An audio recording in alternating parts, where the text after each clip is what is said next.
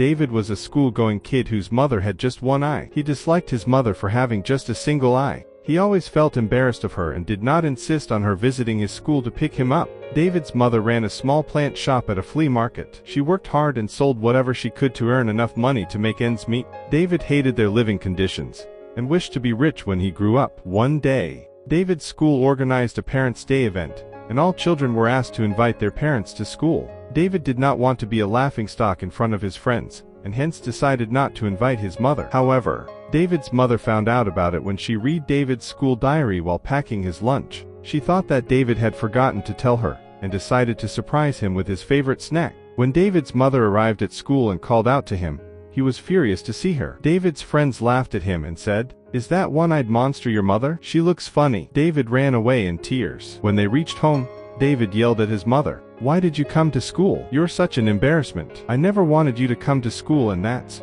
why I didn't invite you. Look how everyone laughed at me. You are the worst mother ever." David's mother said nothing. She went to the kitchen to start preparations for dinner and sobbed quietly. David had come to the kitchen for a glass of water and saw her mother sobbing, but did not console her. Although he felt a little bad for misbehaving with her, he was determined to study hard and leave her behind for a better future. Years passed and David indeed grew up to be a good student and a rich man, who earned handsomely. He left the city and his mother behind and built a big house in a different city. He now had a family of his own whom he loved immensely. He broke all ties with his mother, and never contacted her. Even his wife and children didn't know about his mother. Once when his mother had come to visit him, David pretended to not know her, and drove her away treating her like a beggar. She walked away with a smile and no words. Again, a few days later, David received an email from his school inviting him to a school reunion. David took his family to the reunion to meet his friends, hoping that his mother wouldn't show up at school after their last encounter.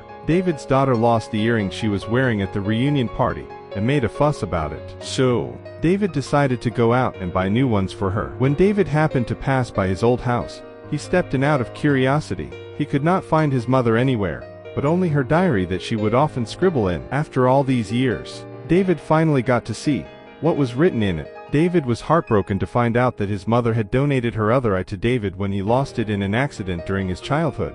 She had journaled her dreams and aspirations for David in that diary, and all those times when David misbehaved with her. Each time she wrote, "I forgive you, my son.